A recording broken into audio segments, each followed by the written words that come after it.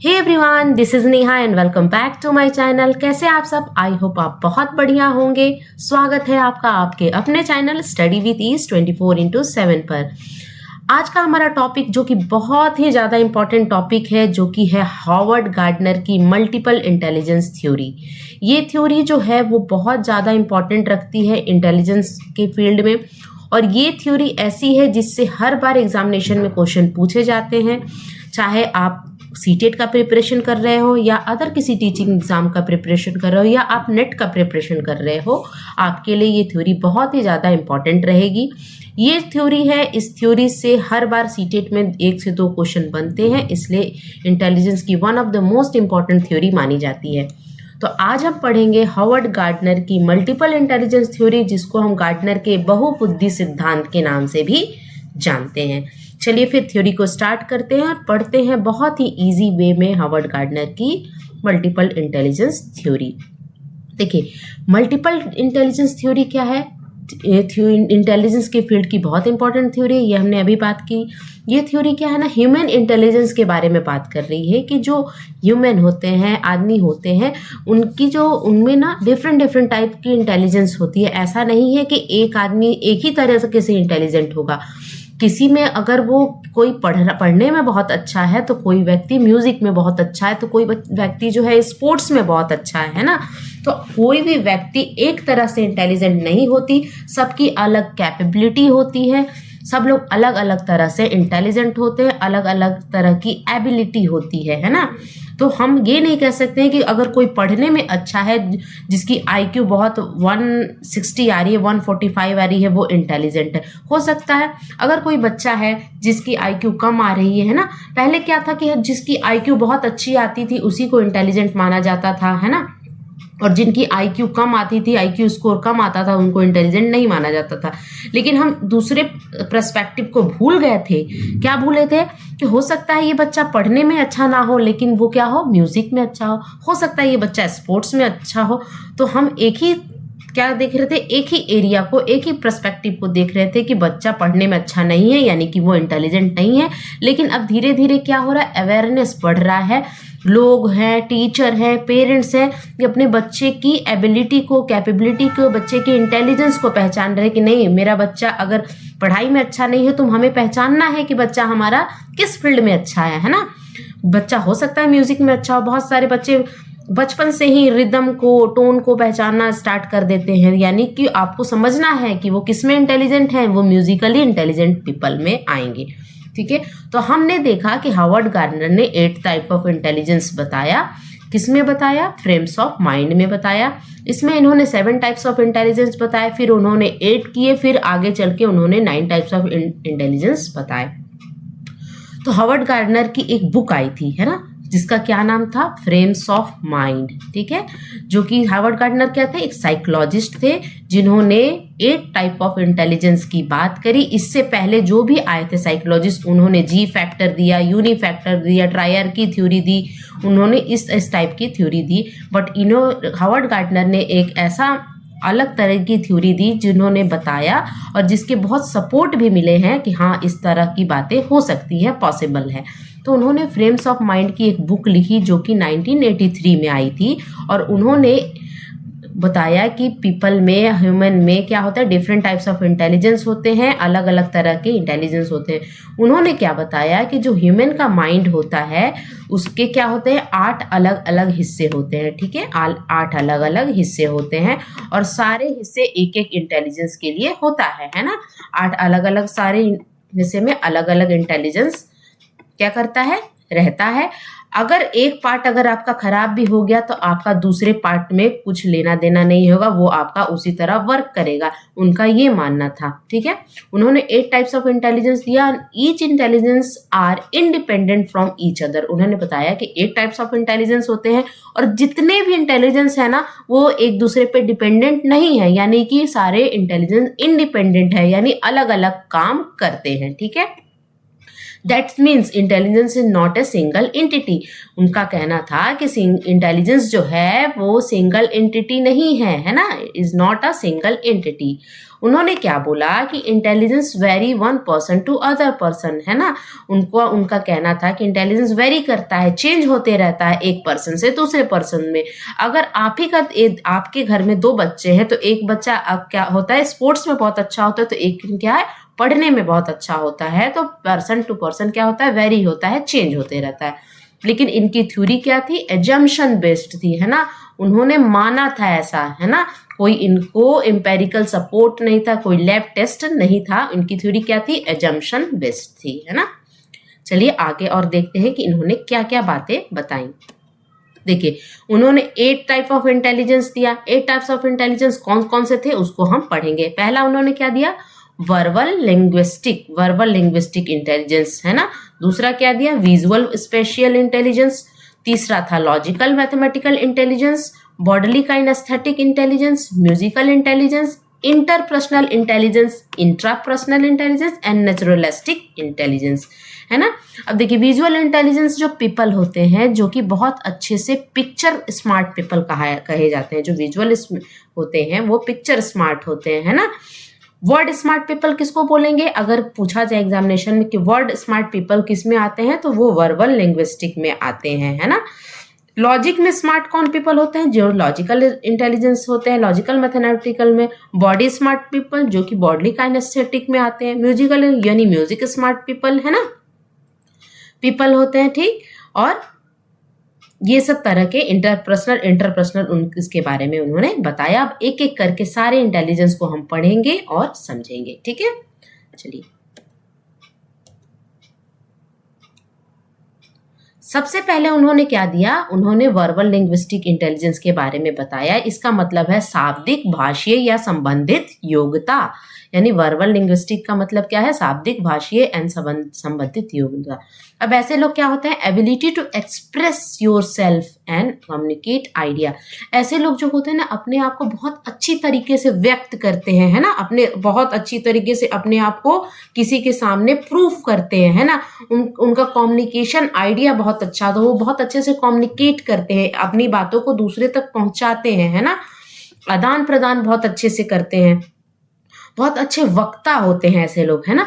क्या होता है, इनका रीडिंग कॉम्प्रिहेंशन बहुत अच्छा होता है, पढ़ने की क्षमता, है ना। स्टोरी टेलिंग इन्हें बहुत अच्छी आती है। कथा वक्ता होते हैं ना, जैसे आप कुमार विश्वास वगैरह का आप कथा सुनोगे, जब वो राम कथा वक्ता है जो कि राम के बारे में या जो भी राम लक्ष्मण सीता के बारे में जो वो स्टोरी टेलिंग करते हैं, उनकी इतनी अच्छी आपको लगेगी, इतने अच्छे वर्डों का वो इस्तेमाल करते हैं जिससे लगता है ना कि लोगों के मन को वो छू जाता है ना। तो उसको आप बोल सकते हो, ये ऐसे लोग किस में आते हैं, वर्बल लिंग्विस्टिक में आते हैं ना। फ्रिक्शनल राइटर होते हैं ये। फ्रिक्शनल राइटर मतलब कि किसी भी बहुत ही ज़्यादा इमेजिनेशन का यूज़ करके, जो कि रियल में पॉसिबल नहीं है, वो एक इमेजिनेशन के थ्रू कैरेक्टर को डेवलप करते हैं, स्टोरी डालते हैं, है ना। उस स्टोरी में उतार चढ़ाव डालते हैं, उसको हम क्या बोलते हैं, फ्रिक्शनल राइटर होते हैं। पब्लिक स्पीकर होते हैं। पब्लिक स्पीकर जितने भी मतलब पब्लिक स्पीकर जो कि बहुत अच्छे आपको मोटिवेशनल स्टोरी, जैसे मोटिवेशनल स्टोरी, मोटिवेशन वाली बातें बताने वाले बहुत सारे लोग हैं। जैसे आप संदीप माहेश्वरी का नाम ले सकते हो। ये सब क्या है, बहुत अच्छे वक्ता है। इनकी जो फ्लो होती है बोलने की, है ना, वर्डों का जो इस्तेमाल करते हैं, है ना, शब्दों का जैसे इस्तेमाल करते हैं, वो बहुत ही ज़्यादा इफेक्टिव होता है। ऐसे लोग वर्बल लिंग्विस्टिक इंटेलिजेंस कहे जाते हैं ना। सब में ये क्षमता नहीं है। अगर हमको बोल दिया जाए कि आप जाके स्टेज पे 4 लाइन आपको खुद से बोलना है, लोगों को प्रभावित करना है, तो आप थोड़ी देर समझेंगे, संकोचेंगे, लेकिन ऐसे लोग बहुत ही परफेक्ट होते हैं। अब एक बहुत ही अच्छा नाम अगर आप ले सकते हो तो आप रामधारी सिंह दिनकर, जो कि हमारे राष्ट्र कवि आप मान सकते हो, है ना, राइटर थे, है ना। तो ये बहुत ही अच्छी, इनकी जो भाषा पर इनकी इतनी अच्छी कंट्रोल थी, इतना अच्छा इन्होंने, आप प्रेमचंद का नाम ले सकते हो, है ना। इतना अच्छा इनका कंट्रोल रहा है भाषा पे, इतने अच्छे इन्होंने क्या दिए हैं, वर्डों का इस्तेमाल किया है, अच्छे इन्होंने कल्पना से भरे हुए इन्होंने रचनाएं लिखी हैं। तो ये लोग क्या थे, इन लोग में कौन सा इंटेलिजेंस था, इनमें वर्बल लिंग्विस्टिक इंटेलिजेंस था, है ना। इनकी अगर आप पढ़ लो, आपको मैं बताऊं कि इनकी जो रश्मि रथी वगैरह, रामधारी सिंह दिनकर की अगर आप पढ़ोगे तो कितना अच्छा उतार चढ़ाव, ऐसे ऐसे शब्दों का, ऐसे ऐसे मतलब बातों का इन्होंने प्रयोग किया है अपने इस रचना में, तो आप मतलब बहुत अच्छा आपको फील होगा। तो अगर आपको देखना है, अगर as a teacher, as a parents आपको देखना है कि अगर हमारे बच्चे में वर्बल लिंग्विस्टिक इंटेलिजेंस है तो वो किस फील्ड में अपना करियर बना सकते हैं, तो आप क्या देखोगे, आपका बच्चा या जो आप अगर किसी को सजेस्ट कर सको जो कि इस फील्ड में अच्छा है, तो वो राइटर बन सकता है, वो जर्नलिस्ट बन सकता है ना, लॉयर बन सकता है, टीचर बन सकता है ना। जर्नलिस्ट में भी बहुत अच्छे अच्छे आपको जर्नलिस्ट मिल जाएंगे अभी इंडिया में, जो कि बहुत अच्छा बोलते हैं, है ना। चलिए, ये था वर्बल लिंग्विस्टिक इंटेलिजेंस वाले लोगों के बारे में बात, और उनकी एबिलिटी के बारे में कुछ हमने बातें करी। आगे देखते हैं क्या है। आगे है visual spatial intelligence. Visual spatial intelligence का मतलब होता है दृश्य, स्थानिक या आकाशीय योग्यता। ये ऐसे लोग क्या होते हैं ना, इनको ना स्पेस का बहुत अच्छा ज्ञान होता है ना, स्पेस, डायरेक्शन, मैप का बहुत अच्छा ज्ञान होता है, ठीक है। क्या होता है ये, क्या होता है कि ये strong visual spatial intelligence means that someone is specially good at perceiving real world visual information accurately, है ना। रियल वर्ल्ड का वो बहुत अच्छे से, ऐसे ऐसे लोग क्या होते हैं ना, आर्किटेक्टर बनते हैं, है ना। इनका क्या होता है, इनका ग्राफिक डिज़ाइन में बहुत अच्छा कंट्रोल रहता है, वो बहुत अच्छा ग्राफिक डिज़ाइन कर सकते हैं, ड्राइंग कर सकते हैं, पेंटिंग कर सकते हैं, मेकिंग स्कल्पचर। जैसे स्कल्पचर क्या होता है, स्कल्पचर वाले लोग ना बॉडीली काइनेस्थेटिक भी इंटेलिजेंट होते हैं और विजुअल इंटेलिजेंस भी होते हैं, है ना, विजुअल स्पेशियल इंटेलिजेंस भी होते हैं। अब जो स्कल्पचर होते हैं, मूर्तिकार होते हैं, तो उनको पता है कि इतने बड़े शेप में हमें कहाँ नाक ड्रॉ करना है, कहाँ आई ड्रॉ करना है, कितने वाले एरिया में, मतलब उनको बहुत ज़्यादा स्पेस का नॉलेज होता है ना। मैप को रीड करने वाले लोग भी इस किस में आते हैं, विजुअल स्पेशियल इंटेलिजेंस में आते हैं। यानी इनको रियल वर्ल्ड का जो विजुअल है उसका बहुत एक्यूरेट इंफॉर्मेशन पता होता है। ये पजल को बहुत अच्छे से सॉल्व करते हैं ना। ड्राइंग एंड पेंटिंग बहुत अच्छा कर पाते हैं, graphic design, making sculpture, reading map, है ना। और ऐसे लोग क्या बनते हैं, ऐसे लोग आर्किटेक्चर बनते हैं, आर्टिस्ट बनते हैं। आर्टिस्ट में जैसे स्कल्पचर आर्टिस्ट बन सकते हैं। आर्टिस्ट का मतलब ये नहीं है कि एक्टर बन गए, शाहरुख खान बन गए, सलमान खान बन गए। आर्टिस्ट का मतलब होता है कि जो पर्दे के पीछे भी लोग, बहुत लोग काम करते हैं, वो होते हैं। इंजीनियर बनते हैं ना। अब इंजीनियर से हम घर को ड्रॉ कराते हैं, आर्किटेक्ट से घर के नक्शे को ड्रॉ कराते हैं। ये सबसे क्या होता है, उनको पता होता है कि अगर आपके पास लैंड है, मान लीजिए कि आपके पास लैंड है जो कि 1000 स्क्वायर फीट का लैंड है। अब उसमें आपको तो खुद, आपको अगर इसका नॉलेज नहीं है तो आप किसकी मदद लोगे, एक आर्किटेक्ट का लोगे, एक इंजीनियर की हेल्प लोगे। और वो क्या करेगा, उस 1000 स्क्वायर फीट में आपको सारा एरिया वो दे देगा। वो बोलेगा यहाँ आपका किचन होगा, यहाँ आपकी बेडरूम होगी, यहाँ आपका पूजा घर होगा, यहाँ आपका लिविंग एरिया होगा, यहाँ आपका डाइनिंग एरिया होगा। वो इतने अच्छे तरीके से डिजाइन करेंगे ना जिसकी आप खुद भी कल्पना नहीं कर पाओगे, है ना। तो ऐसे लोग, इंटीरियर डिजाइनर वाले जो लोग होते हैं, वो इतने अच्छे तरीके से, आजकल आप कॉमन भाषा में सुने होंगे कि हमने घर को इंटीरियर कराया है। क्यों कराते हैं लोग इंटीरियर, एक जो आप नहीं उस घर को लुक दे पाते हो, वो ऐसे लोग जिनकी जो विजुअल स्पेशियल इंटेलिजेंस, जिसको दृश्य स्थानीय इंटेलिजेंस इसमें होती है, योग्यता होती है, वो इस चीज को कर पाते हैं, ठीक है। आगे हम देखेंगे और कौन से इंटेलिजेंस के बारे में उन्होंने बात करी, ठीक है। तीसरा है लॉजिकल मैथमेटिकल इंटेलिजेंस। ऐसे लोग जो कि लॉजिक बहुत अच्छा लगा पाते हैं ना, तार्किक क्षमता होती है, तार्किक गणित संबंधित क्षमता, योग्यता जिसमें होती है, वो लोग लॉजिकल मैथमेटिकल इंटेलिजेंस कहे जाते हैं। अब people with a logical mathematical intelligence excel at solving complex problem and calculating numerical value. ऐसे लोग जो कि लॉजिकल मैथमेटिकल इंटेलिजेंस है, जिनकी तार्किक क्षमता बहुत अच्छी होती है, वो क्या कहते हैं, वो कॉम्प्लेक्स प्रॉब्लम को सॉल्व करते हैं ना, प्रॉब्लम सॉल्विंग एबिलिटी होती है उनमें। कैलकुलेटिंग न्यूमेरिकल वैल्यू, बहुत अच्छे से वो न्यूमेरिकल वैल्यू बहुत ही कम समय में कर लेते हैं ना। एनालिटिकल रीजनिंग को सॉल्व करते हैं, लॉजिकल प्रॉब्लम सॉल्विंग एबिलिटी होती है ना, सॉल्विंग मैथ्स प्रॉब्लम बहुत अच्छे। अब आपके जो मैथ्स के टीचर हैं, या बहुत सारे मैथमेटिशियन हमारे देश में, जैसे रामानुजन का नाम लेते हैं हम, आर्यभट्ट का नाम लेते हैं, और एक बहुत ही इंपॉर्टेंट नाम है इस फील्ड में जिसको हम एल्बर्ट आइंस्टीन के नाम से जानते हैं, जिन्होंने क्या दिया था, E = mc² बताया था हमें, है ना। का फॉर्मूला किसने दिया था? एल्बर्ट आइंस्टीन ने दिया था। तो इनका भी नाम बहुत ही लॉजिकल मैथमेटिकल की फील्ड में बहुत ही अच्छे से लिया जाता है।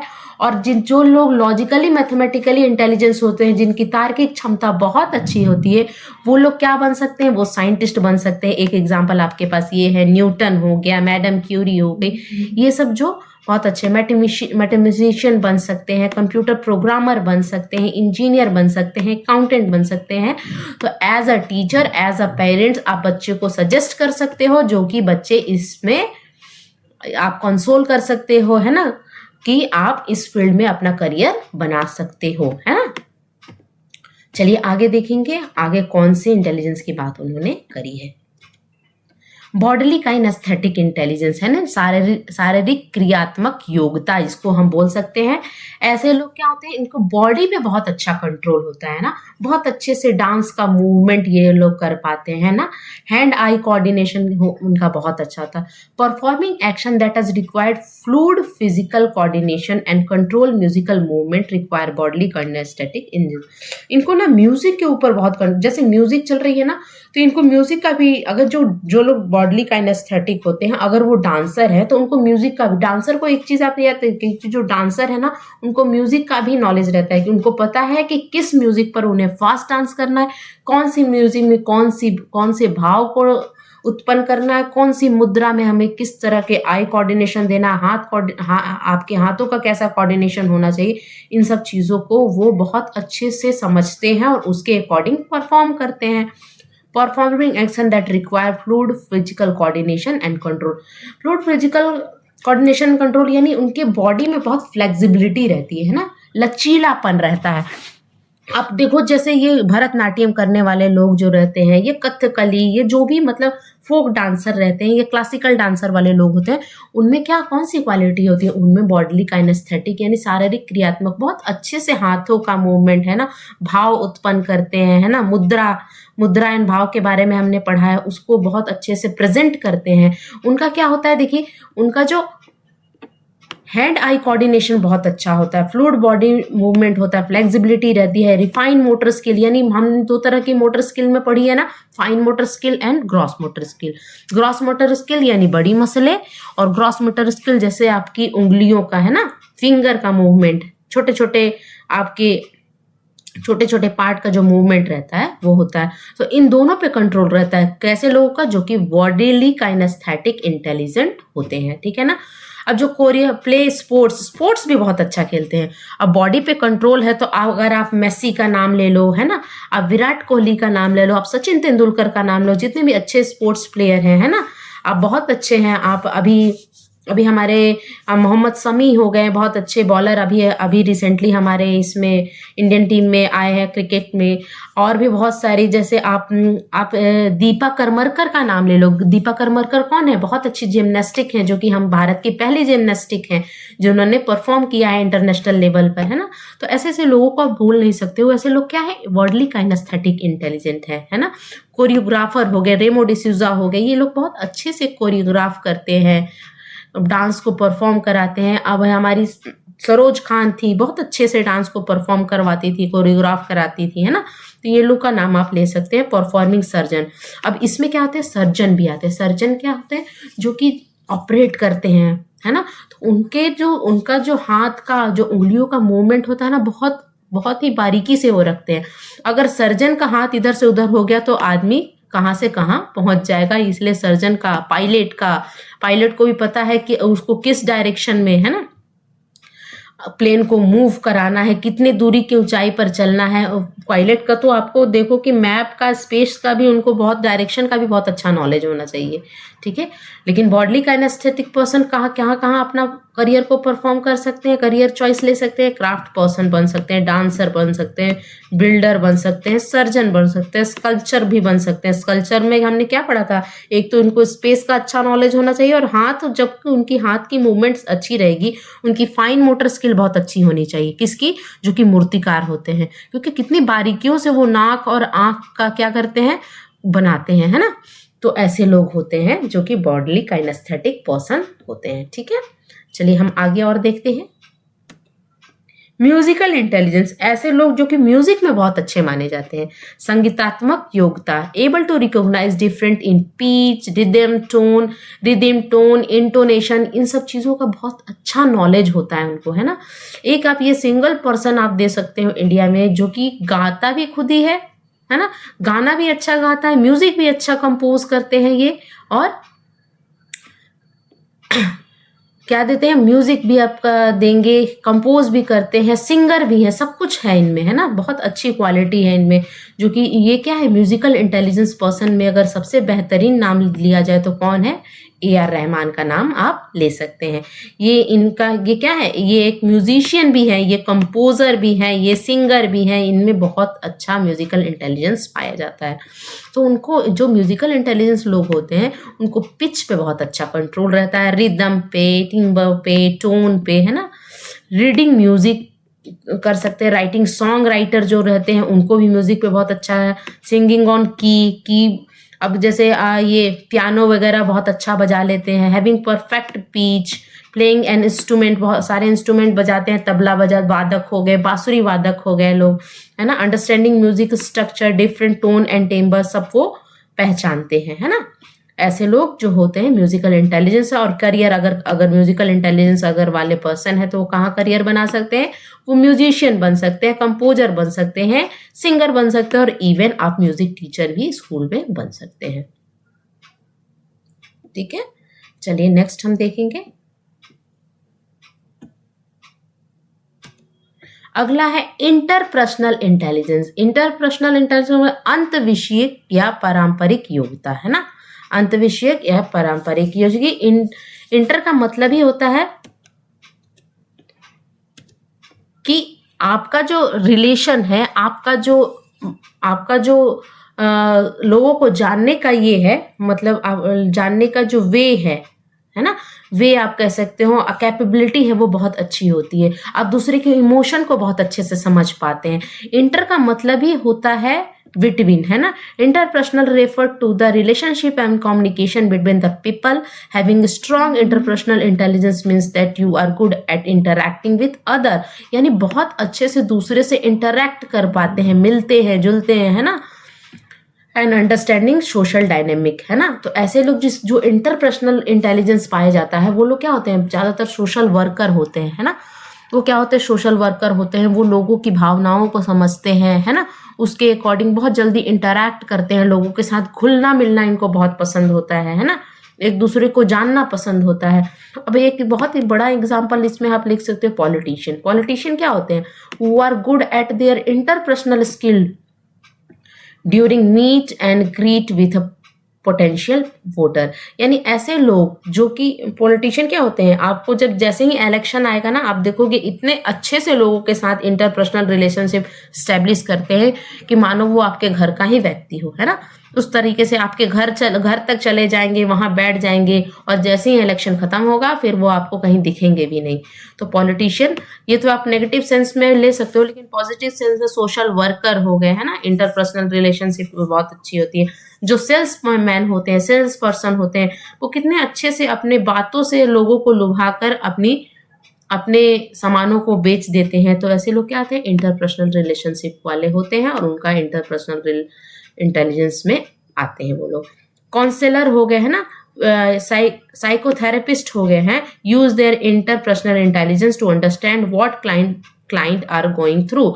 यानी ये जो काउंसलर होते हैं, साइकोथेरेपिस्ट होते हैं, साइकोलॉजिस्ट होते हैं, वो बहुत अच्छे से लोगों को रीड करते हैं, उनको समझते हैं, उनको पता होता है कि कब हमारा क्लाइंट कौन सा काम करेगा या क्या करेगा या क्या किया है, वो बहुत अच्छे से लोगों को रीड कर पाते हैं। Ability to pick up people emotion को बहुत अच्छे से पिक करते हैं, है ना। कोऑपरेटिव टीम प्लेयर, देखिए इंटरपर्सनल रिलेशनशिप या इंटरपर्सनल अगर इंटेलिजेंस की बात करें तो बहुत सारे जो कैप्टन किसको चुना जाता है, जैसे किसी भी टीम का अगर आप कैप्टन को चूज कर रहे हैं तो किसको चुना, ऐसे को चूज किया जाता है जिसमें लीडरशिप क्वालिटी होती है, जिसमें कोऑपरेटिव टीम प्लेयर वाली एक क्वालिटी होती है, जो कि अपने टीम का लीडर रहे, वो सारे प्लेयर को इक्वली ट्रीट करे, सबके साथ सबको इक्वल क्या दे, मौका दे, है ना। तो ऐसे प्लेयर को ही कैप्टन चुना जाता है। अब इसमें आप MS धोनी का नाम आप बहुत अच्छे से ले सकते हैं, जो कि बहुत अच्छे कैप्टन माने जाते हैं और उनके टाइम में टीम का कोऑर्डिनेशन बहुत अच्छा रहा था। ठीक है, अब देखिए हमने बात करी ना कि सेल्स पर्सन जो होते हैं बहुत अच्छे से, इतने अच्छे से आपसे बात करेंगे, है ना। बैंक, चाहे वो बैंक के सेल्स पर्सन हो गए, कार के शोरूम के कार सेलर हो गए, वो लोग बहुत अच्छे से आपको बात करके इतने अच्छे से आपको लुभाएंगे। घर अगर सेल करने वाले हो गए तो वो और उस अपनी बातों के दम पर वो इन चीज़ों को पूरा कर पाते हैं।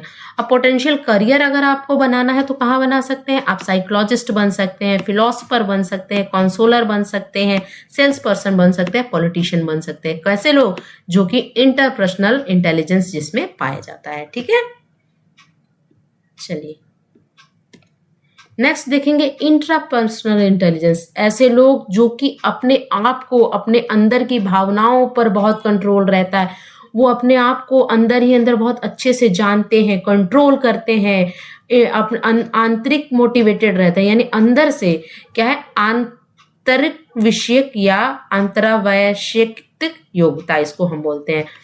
इंट्रा का मीन्स ही होता है विद इन, इंटर का मतलब होता है बिटवीन, यानी दो या दो लोगों के साथ आपका बहुत अच्छा रिलेशन है, यानी दूसरे लोगों के साथ। और इंट्रा का मतलब है कि आपका अपने आप से क्या रिलेशन है, आप अपने आप को कितना समझते हो, वो क्या होता है? इंट्रापर्सनल रिलेशन या इंट्रापर्सनल इंटेलिजेंस।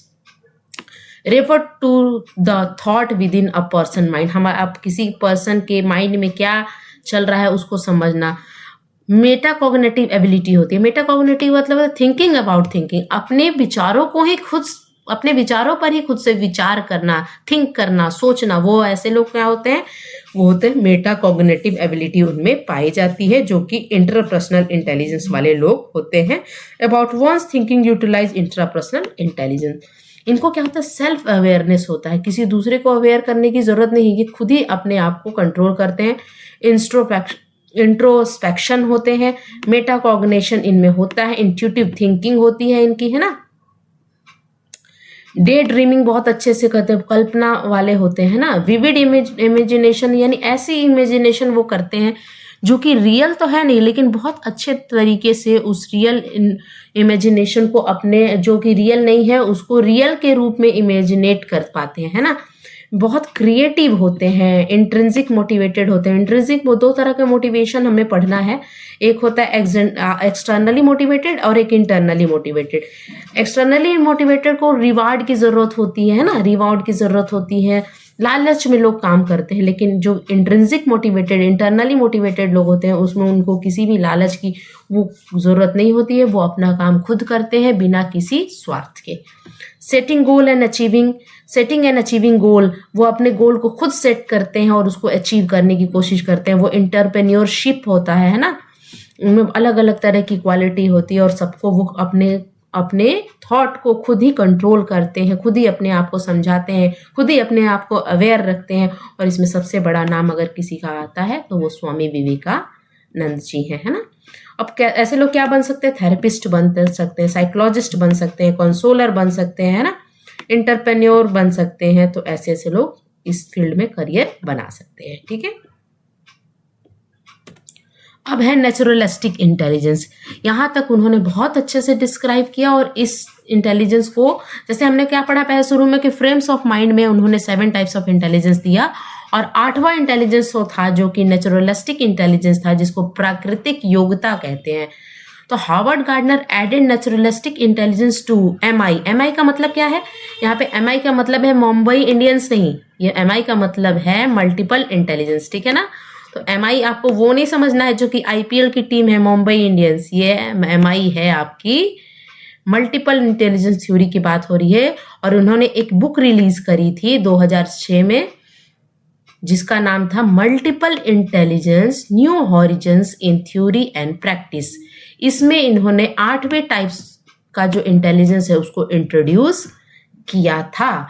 अभी हम 9 टाइप का भी पढ़ते हैं, लेकिन अभी हम लोग को 8 टाइप का ही फोकस करना है अकॉर्डिंग टू NCERT। NCERT में 8 टाइप्स ऑफ इंटेलिजेंस दिया हुआ है, तो आप इसको प्रमाण मान सकते हैं। ठीक है, तो आपको पता है कि 7 टाइप्स ऑफ इंटेलिजेंस उन्होंने फ्रेम्स ऑफ माइंड में दी, जो कि 8 1983 में आई थी। उसके बाद उन्होंने 2006 में एक अपनी नई बुक रिलीज करी जिसका नाम है multiple intelligence new horizons in theory and practice, जो कि 2006 में आई थी। MI का मतलब है मल्टीपल इंटेलिजेंस।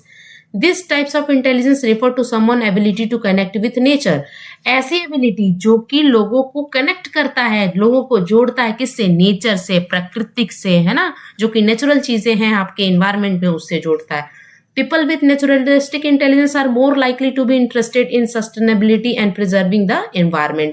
ऐसे लोग जो कि नेचुरलिस्टिक इंटेलिजेंट होते हैं उनको बहुत ज़्यादा इंटरेस्ट रहता है सस्टेनेबिलिटी में, इन्वायरमेंटल को जो आपका इन्वायरमेंट है उसको प्रिजर्व करने में, है ना। ऐसे लोग बहुत इन्वायरमेंट की स्टडी करते हैं, पेड़ उड़ कटने से रोकते हैं, उनको बहुत इन सब चीज़ों से लगाव रहता है, सिंपैथी रहती है उनको, इमोशन, वो इतने ज़्यादा कनेक्टेड रहते हैं नेचर से। नेचुरलिस्टिक इंटेलिजेंस वो जो भी आपके जो जानवर हैं उनको मारने से रोकेंगे, है ना।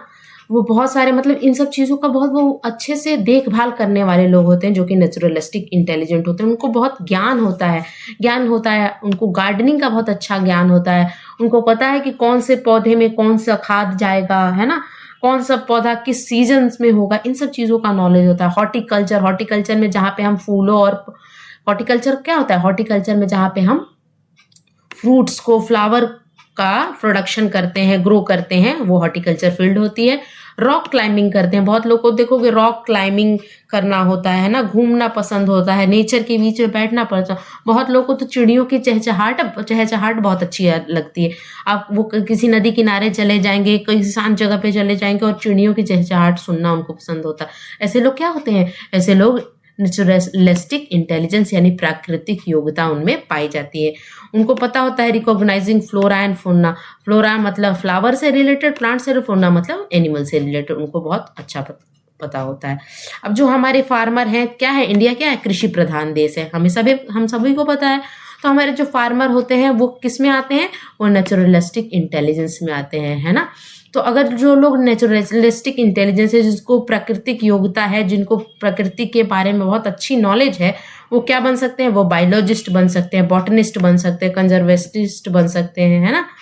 उनको पता है पानी, जैसे बहुत लोग होते हैं पानी के बचाव के बारे में हमने पढ़ा है EVS वगैरह में, है ना। तो वो सब लोग क्या होते हैं? NGO से जुड़े रहते हैं, इन सब चीज़ों को रोक लगाते हैं। गार्डनर बन सकते हैं, फार्मर बन सकते हैं। फार्मर को ये पता होता है कि बारिश होगी कि नहीं होगी तो फसल किस फसल में कितने पानी की ज़रूरत है, किस फसल में पानी की ज़रूरत नहीं, इन सब चीज़ों का उनको नॉलेज होता है ना। तो ऐसे लोग क्या होते हैं? नेचुरलिस्टिक इंटेलिजेंस होते हैं, ठीक है। उसके बाद उन्होंने एक 9 टाइप का इंटेलिजेंस दिया, जिसकी 9वां इंटेलिजेंस है, जिसको एग्जिस्टेंशियल इंटेलिजेंस कहते हैं, है ना। अब एग्जिस्टेंशियल इंटेलिजेंस से क्वेश्चन तो आता नहीं, फिर भी अगर आपको समझना है तो आप समझ सकते हो। ऐसे लोग जो होते हैं जो कि एग्जिस्टेंशियल इंटेलिजेंस होते हैं, वो क्या होता है? Deeper question about life and existence. वो कहते हैं लाइफ और उसके एग्जिस्टेंस के बारे में, लाइफ क्यों है, कैसे है, उसके बारे में वो डीप नॉलेज रखते हैं, डीप क्वेश्चन एराइज करते हैं, ठीक है। उनको बहुत उत्सुकता रहता है कि आखिर हम आए क्यों हैं इस धरती पे, है ना। Deep question about human existence, like origin of life, हमारी लाइफ कैसे बनी, है ना। अगर हमारी डेथ होगी, after what happened after death, हमारी डेथ हो जाएगी, हम जब नहीं रहेंगे इस दुनिया में तो क्या होगा। इन सब चीज़ों के बारे में उनके मन में बहुत सारा उथल पुथल, तूफान भरी स्थिति रहती है। वो सोचते हैं, सबको क्वेश्चन, उनके वो क्या होते हैं? क्यूरियस होते हैं। आप सिंपल वर्ड में अगर आप समझो तो वो क्यूरियस होते हैं इन सब चीज़ों को सुनने में, है ना, इन सब चीज़ों के क्वेश्चन का आंसर ढूंढने में, है ना। People with A high EI मतलब existence, she the world for a philosophical perspective.